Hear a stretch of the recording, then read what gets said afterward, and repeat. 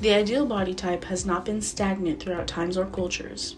As we look throughout history, influences as to what is deemed ideal have always been around, but the examples of how the ideal has changed have gradually modernized with time. Depictions of women's bodies in examples such as the Venus figurines from around 40,000 BCE to 10,000 BCE show women to have larger, rounder bodies, or in ancient Greece, to have a body like Aphrodite with her softer figures. These bodies have signified wealth and being able to sustain and provide the body type. As times passed, the image of an ideal body type has changed as well. Western influence being a large factor as to what is deemed the image, and social media tied to it, has transformed the way people connect and how dominant cultures control how bodies are seen and how society reacts to them. Before comping social media as the main issue now, we need to look at other media and other influential figures throughout the times in which media has played a large role in worldwide communication. Media such as movies, shows, or magazines have been used to push body standards to the general public and its consumers.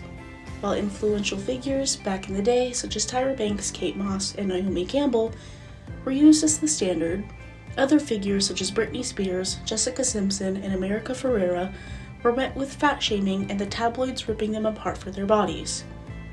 We've also seen trends such as heroin chic and low-waisted jeans, and entertainment such as Next Top Model and MTV Spring Break that have been suited for the population of slim-bodied people and represented the ideal body at those times. Setting these as a similar baseline, social media such as TikTok has had an easier time becoming, if not the largest influencers as to what is deemed the ideal body type. Okay, and then what social media platform do you think has the biggest influence on beauty standards or body type? I believe that it would be TikTok because of all of the what I eat in a days and workout videos. I just think that people putting themselves out there with their bodies really attracts attention to that. And have you ever felt pressure from social media to look a certain way? And if you have, how has this affected you?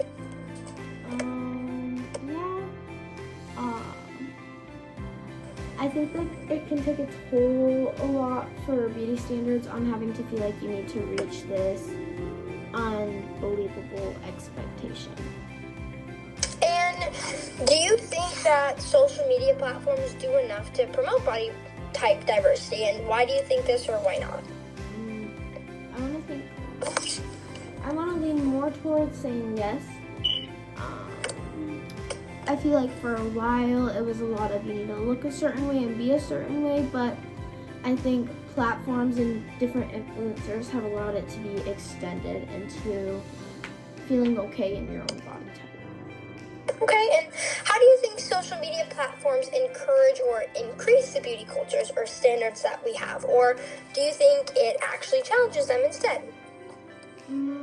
Honestly, I think it depends on the influencer because, some people are very realistic on what they eat, and some people will show you, all the junk food that they're eating.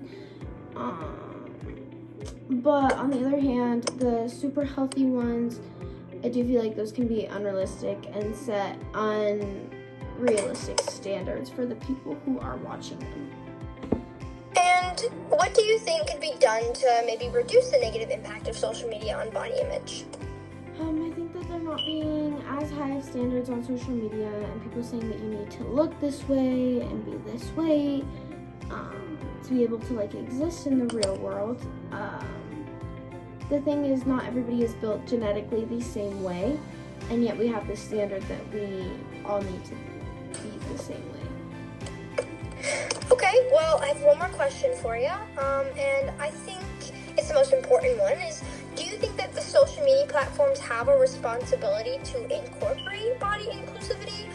Or, do they need to enforce influencers to have, maybe certificates or a type of license to be able to even promote healthier lifestyles and tips and tricks? I wouldn't necessarily say needing a license or a certificate. However, maybe some form of validation that they do know about that stuff and are educated on it, like nutrition, would help a lot of people to prove that they're educated about it and that they're able to speak on the topic.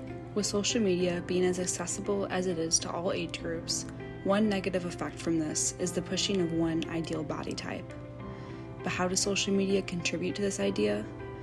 The most popular social media creators that receive the most praise for their appearances are creators with this stereotypical standard of a thin body. Social media platforms then push these videos because of the positive interaction, so that most media consumers are only seeing this specific body type instead of a variation.